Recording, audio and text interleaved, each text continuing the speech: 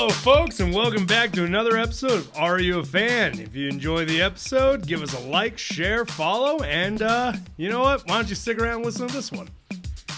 So, you know what? I'm going to be honest with you. I have no question for this week. You got anything for me, Joker? This week I do. So, if you were offered a position to join the Bat family, would you? Oh, 100%. I would, as long as it's a later member. That way Bruce's teaching and personal skills are a lot better. Okay. If we can add addendums to this, then yeah. I'd say after... At least after... after Jason. Definitely after Jason. After Jason, I'd join. Honestly, I'd probably still wait a couple sidekicks after Jason, too. But at least after Tim. You know what? Minimum. Tim's, I think, a good area in that to be. Because Dick and Jason, it was still a little rough with Jason, and the next one after him, and it wasn't so great. Yeah. So, okay. So, folks, that brings us into this week's character.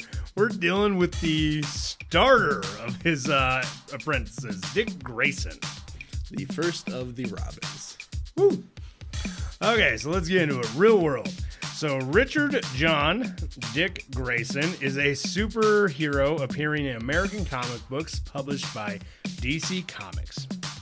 Commonly in association with Batman and Teen Titans, created by writer Bill Finger and artist Bob Kane.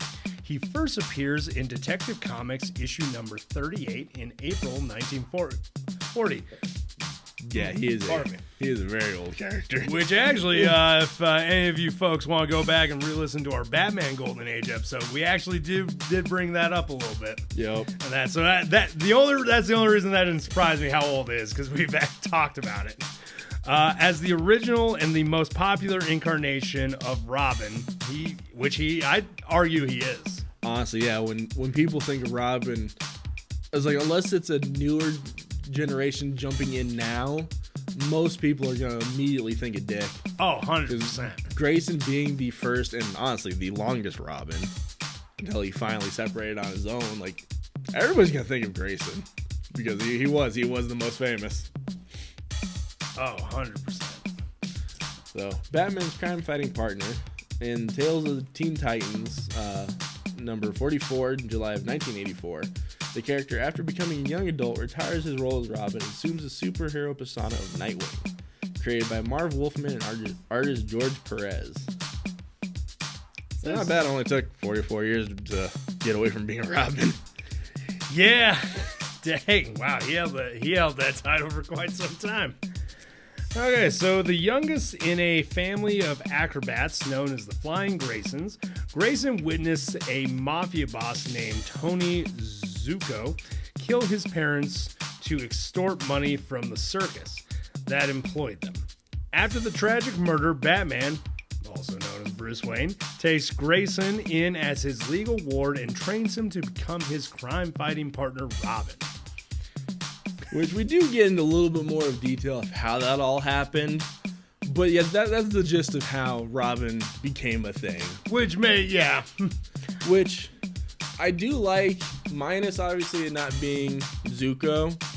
They did pretty much keep to that with the really crappy Batman film, Batman Forever. It cracks me up because, like, I've kind of known of Robin's story, like, original story in that, and it blew my mind, like, yeah. It was weird how accurate they did actually stick to in that poorly made movie. I was like, because minus that they didn't get shot, and it wasn't Two-Face. But other than that, pretty much everything else to Robin's origins is correct in that movie. Yeah. Obviously, also minus his age, but... Yeah, but, you know. Had to do what you got to do. So, he is written by many authors as the first son of Batman. As well as being Batman's crime-fighting partner, Grayson establishes himself as the leader of Teen Titans, DC's first team of teenage superheroes. And as a young man, he retires as Robin, takes on his own superhero identity, becoming Nightwing. And as Nightwing, he continues to lead the Teen Titans, and later the Outsiders.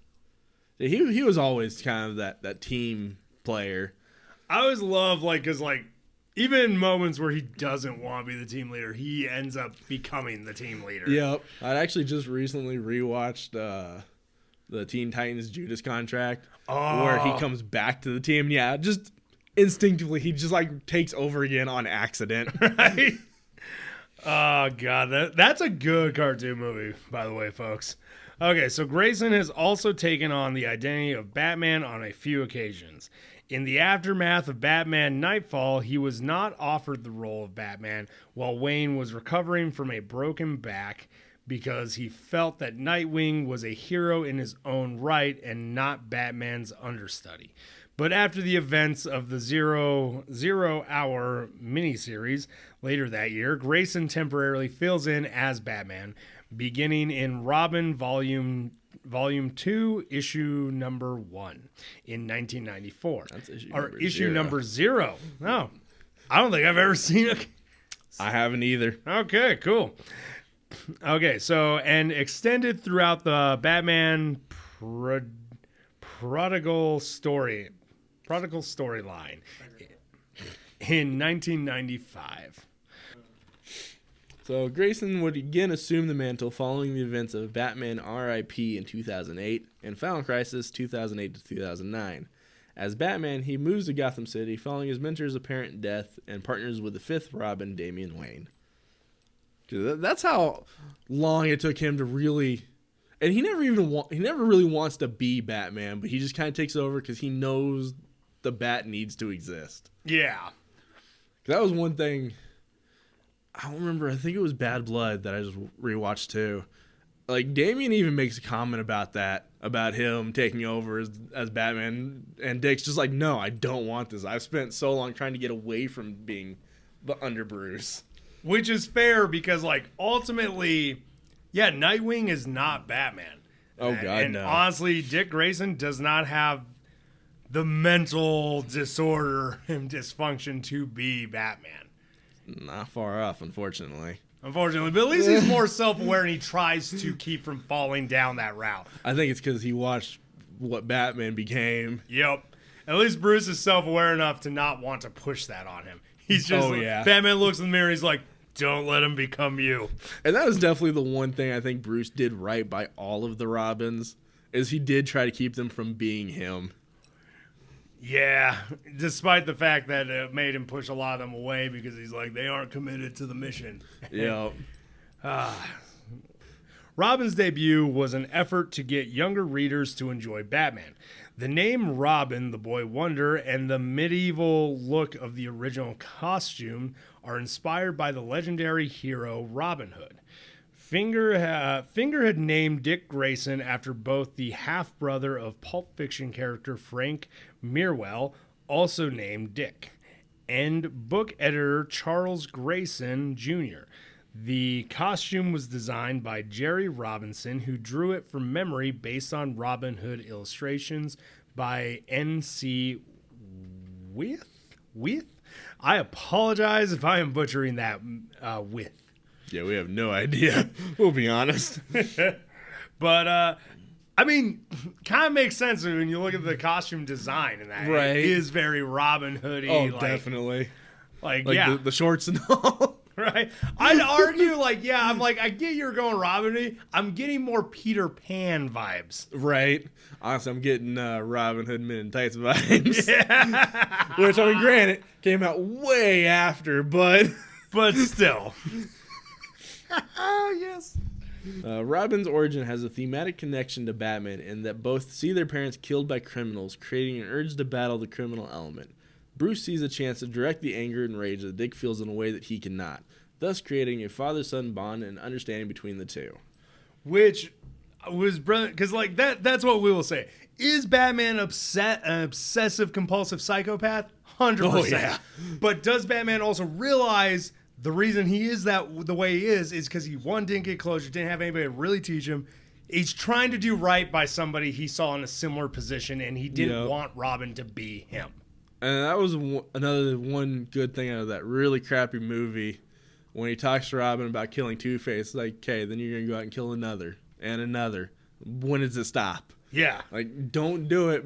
I know from experience what happens when you follow this road. Don't follow it. And it's one of those, like, as a lot of people always bring up, they're like, oh, Batman should just do the one thing, and that he's a hypocrite for holding the rule. I was like, no, he just knows that he's an alcoholic, Pretty basically. much, yeah. And that he has an addictive problem where he knows if he kills one, it's not going to stop with one. Which thankfully he has, except for Jason. He was able to implant that into everybody pretty well, that they all agree that it's a slippery slope if you make that step. Yeah. I'd say Jason and Alfred are the only two that don't adhere to it. But Alfred's like, dude, I was in a war, man. I was like, trying to stop Alfred is just a death sentence. Right? And like, Jason, well, he's a little mental, so. I mean, he did go through a Lazarus pit, man. Exactly. It messes you up. It do be like that sometimes. So, throughout the 1940s and 1950s, DC Comics portrayed Batman and Robin as a team, deeming them the dynamic duo, one of the most iconic team names in. Honestly, not even just one of the most. It is like the most. Oh yeah, like it's even utilized by other like comics and groups and that when they're talking about teams. The dynamic duo. Rarely publishing a Batman story without his sidekick, stories entirely devoted to Robin appeared in Star Spangled Comics from 1947 through 1952. So, I mean, it's not bad. He got his own run of comics-ish pretty early on. Starting as a sidekick. I was going to say, that's pretty, like, only really 7 years after his debut. Which is impressive, especially for the time. Yeah. The fact that it's a kid. And I'm sure while he was probably popular because of Batman, I feel like he may not have been popular enough on his own to have gotten that in 7 years. But so that's pretty impressive. Yeah, but for him to hold on to it for, like, what is that, 4 years? 5? Yeah, 5. 5 years in that shows that, like, that was a gamble, and it paid off, apparently, for it to last 5 years. As we saw with Rocket, he could barely get anything to last, like, a year or two. And come on, he had 10 comics in 30 years. Yeah, so very impressive as a character. It's sad that Robin already outdid Rocket. Yeah, a little bit. Okay, so let's get into the in-universe, and we are starting out with the New Earth origins. Okay, folks, let's do it. Oh, wait, Joker, take us away. I read last. So shortly after the tragedy of his parents' death, Dick was placed in an uncaring juvenile service system on the grounds that social services were full. He got beaten up by a number of inmates, and he was later sent to a Catholic orphanage. Oh, my God. Yeah, he had a very rough early go. But it also kind of explains a lot. Yeah. Weirdly. Explains why he can take a punch so well. Also, like, oh, my God. Like, I knew this. Oh, man. This. Oh, God. Oh, man. This is just rough. Okay, so Bruce Wayne would adopt Dick as his ward. So frustrated by the lack of attention from his new guardian and the mystery still surrounding his parents' death, Dick snuck out of Wayne Manor one evening to solve the crime on his own, only to stumble into Batman, who was also investigating the murder. I wonder why.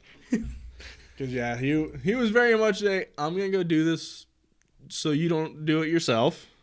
Unfortunately, it didn't really work out so well. Right. So when Dick returned to the circus, he was confronted by Zuko's business associate, Eddie Skeevers. Yeah, that just sounds like a bad guy. Right? Oh, man, nail on the head. And Skeevers, who nearly killed Grayson, but Dick was saved thanks to Batman's intervention. After waking up in the Batcave, he is shocked to learn that Bruce is really the Batman. It's a bold move, Bruce. That's a bold move, revealing your identity identity that quick. I mean, eventually it makes sense to bring him in, but, maybe bring him in and just be like, hey, by the way, I'm going to have to blindfold you and take you back to Wayne Manor at some point. Like, maybe keep a little bit of distance till he's on. He may have also realized that if he's sneaking out already, it's just better to bring him in. I mean, fair, but I'm just saying, like, man, you gambled a lot. But then this is also a guy who consistently reveals he's Batman to a lot of people. Do you want to know my secret identity? So they succeeded in revealing Zuko's complicity, but he supposedly dies of a heart attack before he's arrested. His arrest? Before his arrest. Death Note. Oh, man. Light, you were on top of it that day. So seeing a reflection of himself in Dick that he could temper compassion with a thirst for justice, Batman made the young orphan the offer of a lifetime, the chance to become his crime-fighting partner. And Dick, you should have ran the other way. Right? Because, man, did that add some trauma to your life. Oh, God, yeah. Arguably, not even the worst. Which is scary, because sadly, I don't even really think with Red Hood dying, I don't even think his is the worst. Oh, I'd argue Red Hood is not. Which is sad when you think that he died to get his trauma. So Dick would choose the name Robin and begin his training. Dick's first mission along the Dark Knight involved battling the Hangman in Gotham sewers, and then Two-Face and the rest of Batman's rogue galleries at the Batcave. So can I just say that I feel like he should, like, I get, like, it's become a staple now. We can't not unsee the Robin concept in that, but I'm like, going to depict another nighttime-y thing like the Bat. Right, it really makes you wonder why he chose Robin. Right, like go with Owl maybe, or yeah, like we do go into how he chose Nightwing, which is actually kind of cool, but how he chose Robin makes no sense. Right, like could you have explained it to us, guys? Go with Owlboy. Ooh, the possum, the Bat and the possum, the Bat and the raccoon. So they swore an oath late that night that they would fight together against crime and corruption, never swerving from the path of righteousness. Batman had realized for the first time that he did not have to be alone in his crusade. And then he proceeded. And that's when the Robin factory started happening. Right? I don't have to be alone anymore. Get all the kids. So Bruce taught Dick fighting techniques and detective skills from a grueling 6 months. Finally, Dick had to pass a final test, the Gauntlet. Dick had to elude the Dark Knight on the streets for Gotham for one night, from sunset to sunrise without any outside help. Dick would succeed, simultaneously bringing Gotham gangster Joe Manette to justice. Dick, too, took to the streets as Batman's full-fledged partner in crime fighting, Robin the Boy Wonder. That is one crazy final test, though. Right? To avoid the bat for a night. Oh, man. That'd be terrifying. Especially as a teen. It'd be a little terrifying. I'd be very terrified. Also, just a side note, I never put it together until we started doing this episode. I love how they do call him the Boy Wonder because it kind of plays into his whole circus theme. Yeah. Like, I never really put that together until just now. I'm like, oh, kind of like he's on the trapeze still. Yep. Okay, so let's get into Robin. Dick's first solo mission was stopping Mad Hatter in a sex trafficking ring while Bruce was indisposed. That is a rough first start for a kid for a mission. Isn't it, though? Like, holy cow, can we stop some petty muggers before we... You know, something about Dick, you should have gone the other way because here comes some trauma. Oh, man, yeah. So Dick enjoyed his first year as Robin, regarding the job as an adventure until a confrontation with Two-Face served as a rude awakening for the young hero. Because, of course, Two-Face is going to be the one to do it. Which is kind of fitting that they use him in the movie as his rude awakening, too. I was about to say, now that we're doing this, I'm like, somebody did read the comics when they were making that movie. Yeah, now the more we read this, and the more I've known a lot about Nightwing in his later years, but learning more about his early years as Robin really makes that movie a lot better than it originally was. Yeah, because like they didn't do it 100% of the source material, but they definitely were pulling aspects. Yeah, because they kind of combined his whole origin and his wake-up call into one. Okay, now that movie might be... I'm going to have to rewatch that. I think I'm going to have to give Schumacher a little more credit than now. Yeah. Holy cow. So Two-Face had captured the new district attorney and Batman, and had each suspended from a hangman's noose. Two-Face dared Robin to appeal for their lives. Desperate Robin playing along, calling for neither man to hang if Two-Face's next 2 coin flips both came up clean. At least he's smart enough to know Two-Face. True. Two-Face is definitely... Yeah. He's all about the chance. Oh, yeah. I wonder if Harvey Dent had a gambling addiction when he was... Before he became Two-Face. Most likely. It's probably where that stems from. I'm guessing. Okay, so both flips landed in Robin's favor, but Robin didn't account for Dent's obsession with the number 2. It was a 2-fold trap, and the floor gave way, dropping the DA into the water where the man drowned. Robin was unable to prevent his death and received a beating at the hands of Two-Face with a bat. Wow, that's a rough day. Well, at least it's a bat, not a crowbar. That joke's going to make a lot more sense to some of you in a couple weeks. We'll get to that character next time. So this beating, witnessed by Batman, still tied up on the platform trying to free himself. Eventually, Batman would be able to free himself and apprehend Two-Face. This event, however, would scar the young crime fighter, and it haunted him for the rest of his life. Batman refused to let Robin go out with him anymore after the boy recovered because he didn't want to put him in further danger. Then why'd you do it in the first place? Dude, right? Like, you know the criminals you deal with. Right? Did you not think that this might have happened? You should have expected it to happen. Right? So Dick would then have to prove again that he really wanted this life, demonstrating his competence and resolve. I mean, you gotta say that kid don't know when to quit. Yeah, no. The kid's got grit and moxie. Okay, so let's get into the Nightwing version of all this. So Nightwing, Dick working with the Teen Titans, but his identity as Robin was no longer fit for him, and he soon adopted a new identity, which makes sense because at this point, he was trying to get away from being under Batman's shadow. Because him and Bruce, their ideologies of how to go about crime fighting changed, and like were so separate from each other. It was like, I need something of my own that is not associated with you. Oh, hugely. I have a problem.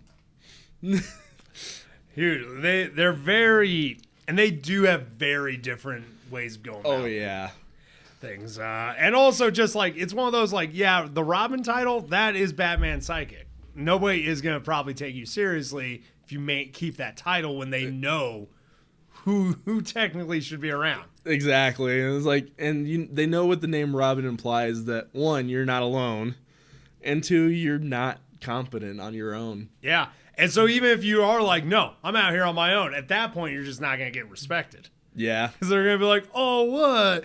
What, big baddie let you out on your own? Taking the training wheels off? Yeah, so I don't blame him for wanting to get away from him. 100%. So, uncertain what to do, he would turn to someone he knew would understand, Superman. Very briefly, Dick had considered giving up the whole crime-fighting gig, but he couldn't imagine life any other way. But if he couldn't be Robin, who would he be? So, Superman would have the answer. Long ago on Krypton, a man was cast out by his family just as Dick had been. He had dreamed a world ruled by justice set out to protect the helpless of Krypton. His true identity was never revealed. He was only known as Nightwing. So he totally took up the mantle. And that's actually where, if I remember correctly, his original flary blue and gold costume comes from, too, is a nod to the Krypton Nightwing. Really? Yeah. So it was very 80s-esque Nightwing costume. Which, yes, anybody listening to this right now, take a second. If you have to pause, look up original Nightwing. Because it was very 80s. Oh. Maybe even 70s. It definitely was on that border of like when disco balls ruled the dance floor. Yep. But yeah, that was supposed to be a nod to the Krypton fighter. Oh, that's kind of, I actually didn't know that. That's actually pretty cool. Well, I like that. So the post-crisis version of Grayson had him become the first and only Nightwing, with his costume partially inspired by his father, who at one time wore a circus costume that was a variant of colleague Boston Brand's Deadman costume. Which actually, yeah, I can see the similarities. For those of you who don't know, Deadman is, and that we may do an episode in the future of the character, but he was also a performer So that's kind of a cool connection and tie-in. Which, I guess technically he also isn't officially the only Nightwing. There was a lady. Really? It was a very, very short-lived term, but there was a lady, Cheyenne Fremont, who basically stole the idea for her costume off of Dick's. But yeah, she was Nightwing for I think it was a night or two. Huh. So it was very short-reigned, but he was not technically the only Nightwing. Okay. Kind of cool. Totally had to use that phrasing just so I could bring that in. You would have done well as a lawyer. Right. Sir, I would like to retract that statement. It is not the only. My God, you love to argue. Oh, yeah. Okay. I'm Irish. All right. Take it away. So when all his teammates were captured by Deathstroke the Terminator and delivered to the Hive, Dick assumed a new identity of Nightwing and helped to free them, and with a new ally and future Titan, Jericho. Okay. So Nightwing had finally moved out of the shadow of the Bat and would lead the Titans through some hard times. Dick endured brainwashing at the hands of Brother Blood. His relationship with Starfire would suffer due to her marriage of state. He would be deeply affected by the fact that Batman trained a new Robin, Jason Todd, only for him to be seemingly killed at the hands of the Joker.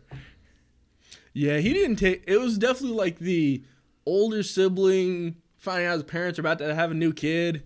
He did not take it well. There was a new Robin right off the bat. I'm not going to lie. I 100% believe that. And then I think it was just compounded by the fact that the new Robin died. It was okay, you couldn't keep another Robin. You couldn't successfully keep him alive. You fail. Kind of, I think it was the thought on that one, too. Yeah. And then also just having relationship problems with Starfire and... Yeah. To be honest, okay, I'm not saying it's all his fault in that, but Dick Grayson's kind of a dick sometimes. He's also very much a playboy. Yeah, 100%. He would be... I would put his playboy status up there with, Tony Stark. Oh, 100%. To be completely honest. 100%. He is definitely...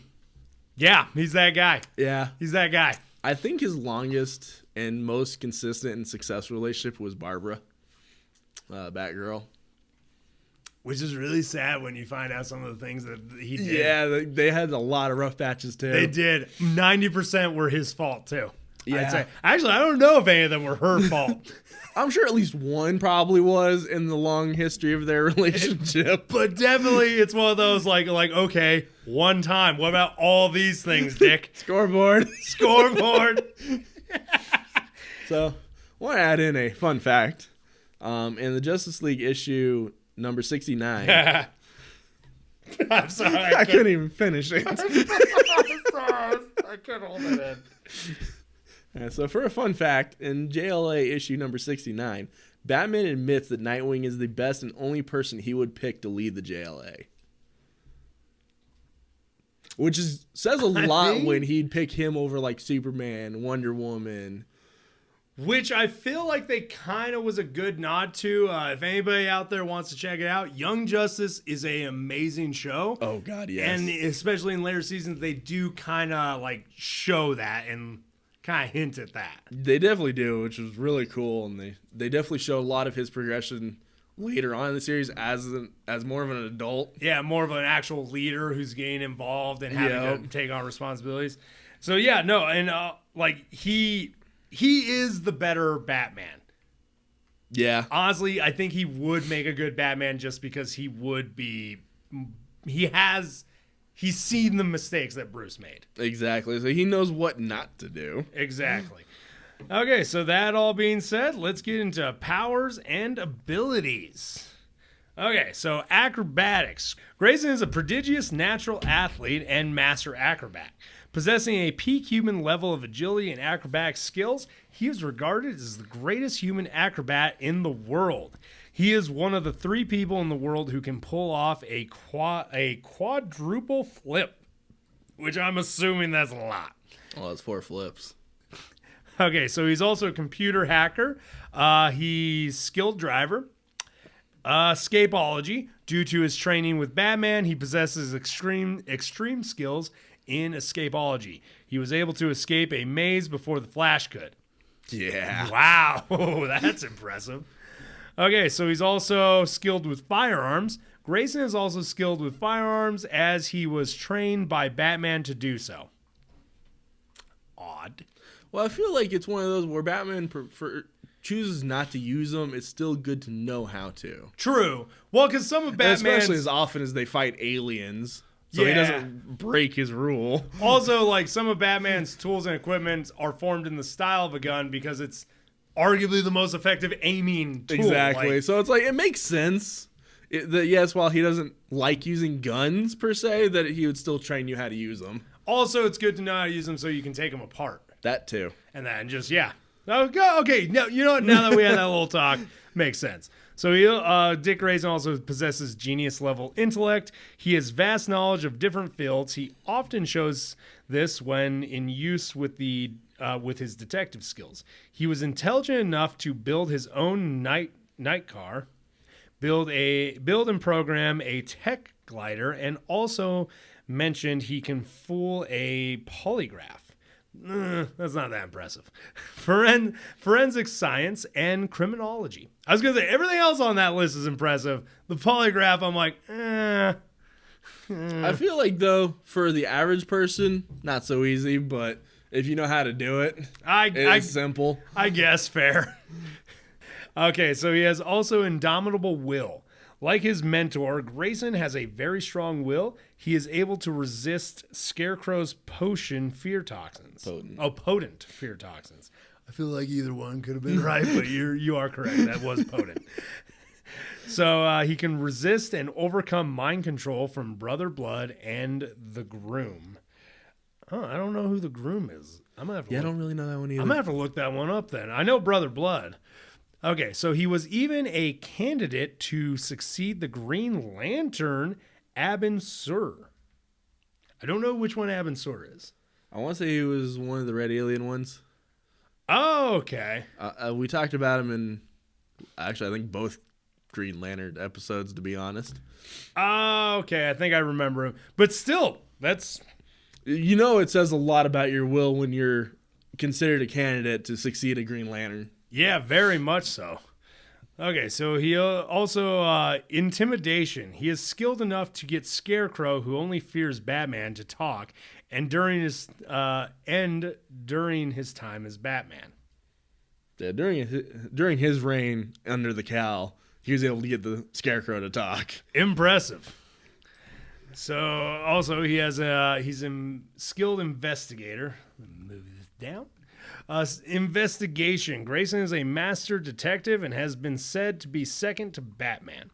He was able to solve a riddle by the Riddler before Batman himself even figured it out before becoming Robin, and has been shown to solve mysteries and cases at a speed that even impressed his mentor. Barbara even commented that he was able to solve 4 cases in America's Most Wanted. Holy cow. In a single morning, and solved a homicide case that went unsolved for 14 years. Wow. Yeah. That's impressive. He was also able to deduce clues Bruce left in the manner that suggests he was traveling through time. That's impressive. That's also like a really huge... is. It's also just having an awareness of your surroundings constantly. For the last one, yeah. That one. But all the others, I was like, no, I want to shorten this, but this all just shows just how impressive his investigation skills really are. Oh, 100%. Like, yeah, no. Like, the fact that, one, he could beat Batman at a riddle, impress his mentor and how fast he was solving things. Like, that says a lot about his skills. 100%. Okay, so leadership. He is also a brilliant and experienced leader with superlative team skills, having served as a leader to the Titans, the Outsiders, and even the Justice League. Yeah, I think that one was a pretty short one, but the fact he still led the Justice League. It's impressive. Also, martial arts. Grayson is a master martial artist, having mastered several arts after studying under Batman, Richard Dragon, Wildcat, and the Bloodhaven Police Academy. His fighting style has an emphasis on Aikido and Eskrima. Eskrima? Yeah, I think that's how it's pronounced. No, I actually don't think I know that one. That's using the 2 sticks. Oh, okay. The Eskrima sticks. Okay. He is considered second only to Batman fighting skill, as he has been able to take down Arsenal, Ra's al Ghul, Red Hood, Shrike, and has stalemated the likes of Cassandra Cain, Cheshire, and Deathstroke. Deathstroke has stated that Dick is one of the best fighters that he has ever seen. He is proficient in various martial arts such as Aikido, boxing, Eskrima, Hapkido, Jeet Kune Do, Judo, Jiu-Jitsu, Karate, Ninjutsu, Sambo, Savate, stick fighting, Taekwondo, and Kung Fu. Which that is a huge assortment of different martial arts. It's also like a third of what Batman knows, but still impressive. Also for Deathstroke to give that like comment. Oh yeah. Like Deathstroke ain't no slouch. The fact that he could stalemate Deathstroke. Also the fact that he can also beat Ra's al Ghul. That says a lot too. Now, Ra's al Ghul, who honestly even once said that Bane's fighting style is too structured to the point where there's no unpredictability. And says a lot about the acrobat then. Yeah. Oh yeah. Ra's al Ghul has stated that Dick Grayson's sword fighting skills are very impressive for Ra's al Ghul to state somebody's sword fighting is impressive. That's a huge compliment. Oh god, yeah. Okay, now let's get into multilingualism. Okay, Dick is of Romani descent and was raised to speak the language. Having had the finest education as Bruce Wayne's ward, Grayson speaks fluent English, Spanish, Japanese, German, Russian, Farsi, French, Swahili, Mandarin, Kikuyu, nothing on that one.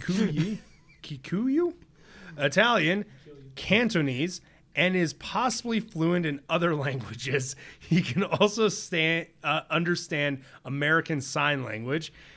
He has some knowledge of alien language of Tamaran. I mean, I would hope so, since he dated the Starfire.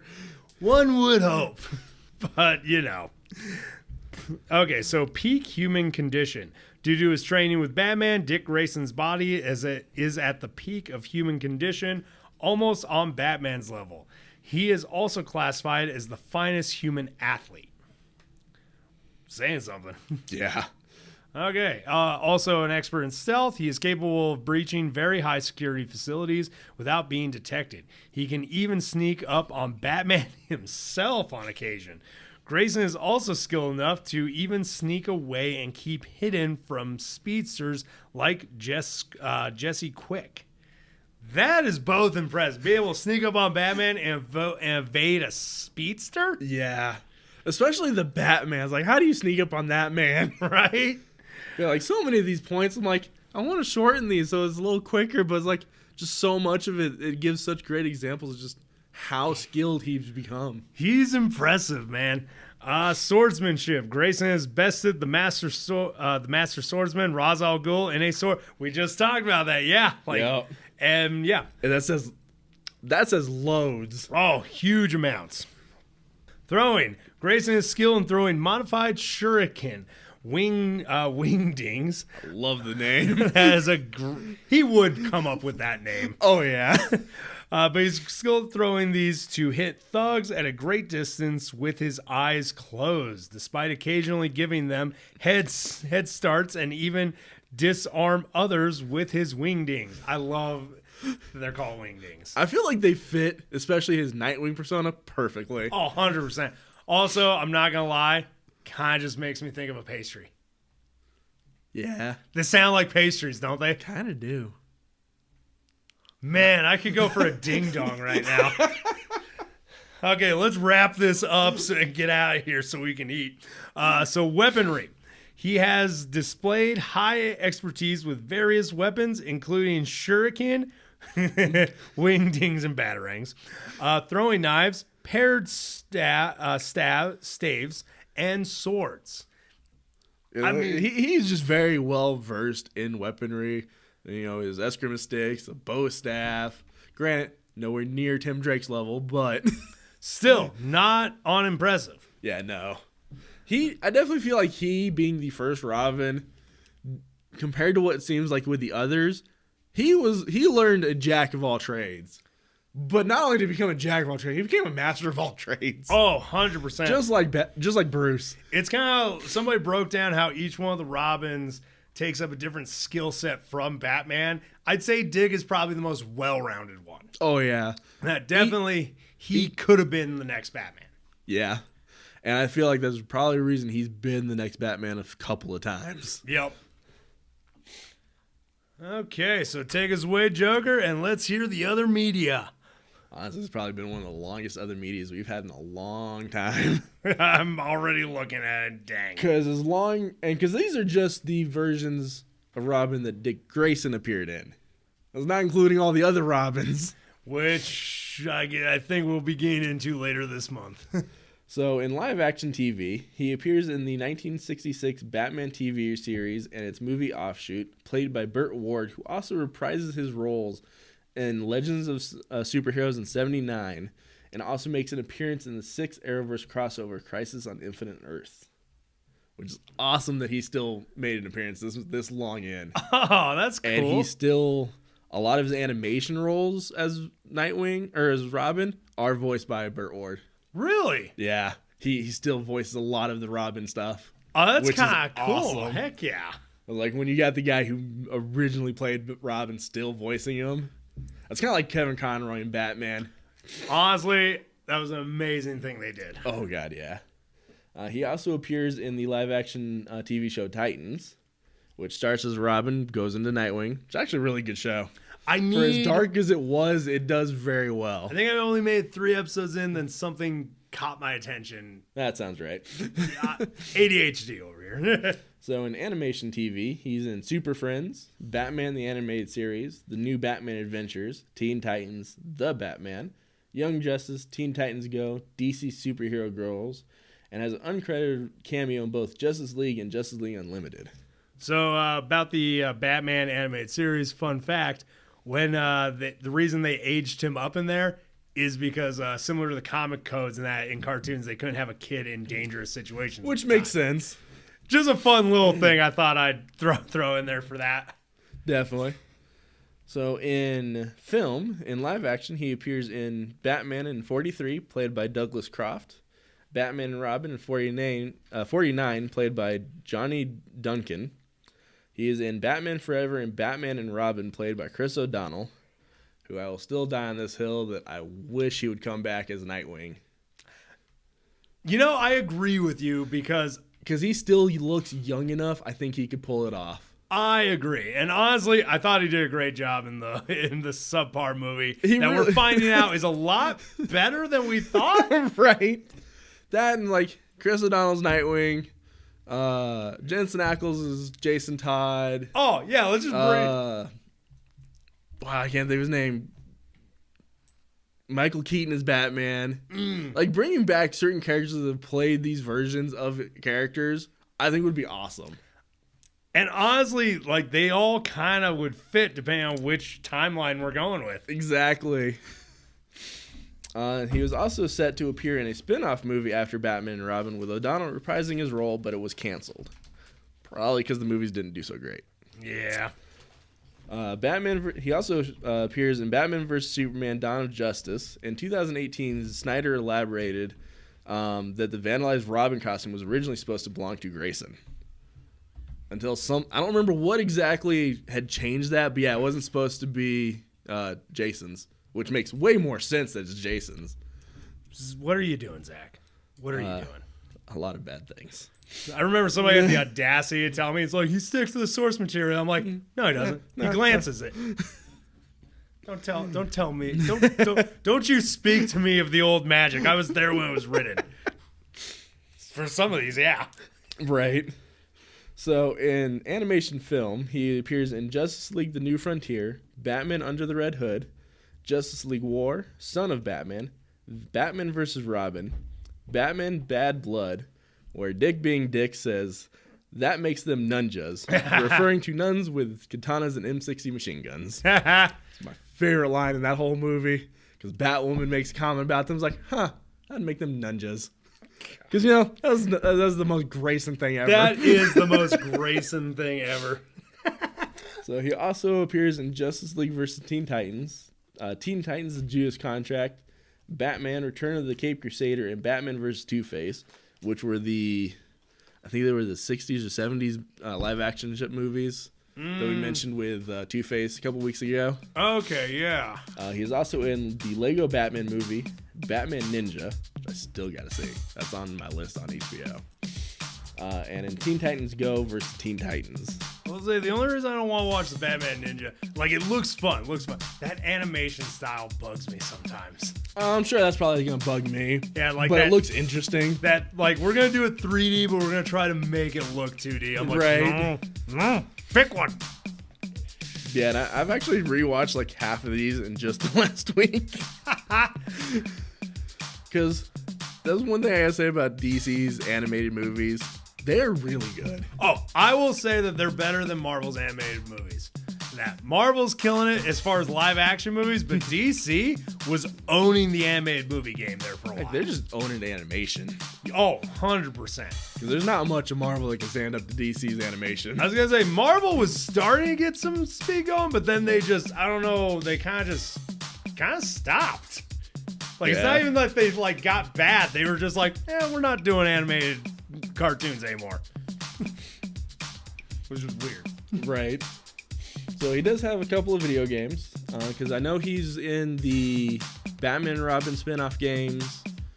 He was in the spin-off game for pretty much every movie that he's been in. Makes sense. Those were on the Super Nintendo. Those were actually fun games. I think I remember those.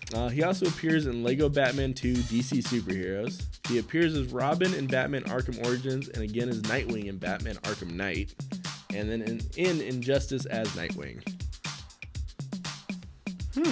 Doesn't he show up in Injustice 2, I thought? Or no, he's dead at that point. Yeah, he appears in Injustice 2 as lines. Yeah. And references. Yeah. That is it. Forgot they straight up murked him. Yeah. Okay, so folks, that's it for that. That's all we got for Dick Grayson, the original Robin, and the now Nightwing. So I guess I'm gonna ask the question, which I think I already know the answer, judging by what I'm looking at across from the table at me. The one character I can finally wear my gear for. Yeah, there's a lot of blue sitting across from me right now. Yeah. But so you know what? Just to humor me, you a fan, Joker? Oh, definitely. Honestly, he is the one thing that keeps me interested in just Batman comics, because he has always been one of my favorites growing up with him as Robin and then seeing him as Nightwing. He's one of the few comics that I actually own right now, is a set of, unfortunately, they're New 52, but they are Nightwing comics. Fair. And folks, just to add a little bit of legitimacy, I've known my co-host since freshman year of high school, and even back then, he still liked that Batman movie because of the Robin character. So honestly, that's about the only thing that keeps me rewatching that movie over and over. So again. yeah, no, he legitimately does love Nightwing, and you know what? I'm a fan of Dick Grayson. He's a bit of a womanizing jerk sometimes, but honestly, he's a great character with a lot of depth. I love him. He's very sassy. He is, which explains why you love him so much. So you know what? I'm a fan too. For anyone that's still listening, you got something out of this? Enjoyed the episode? Or even liked the character before from a movie, comic, cartoon? Hell, even that t-shirt that you saw one time. You're a fan too. If you want to jump on this train, why not subscribe and share with a friend? d-rael out. Y'all keep riding them rails.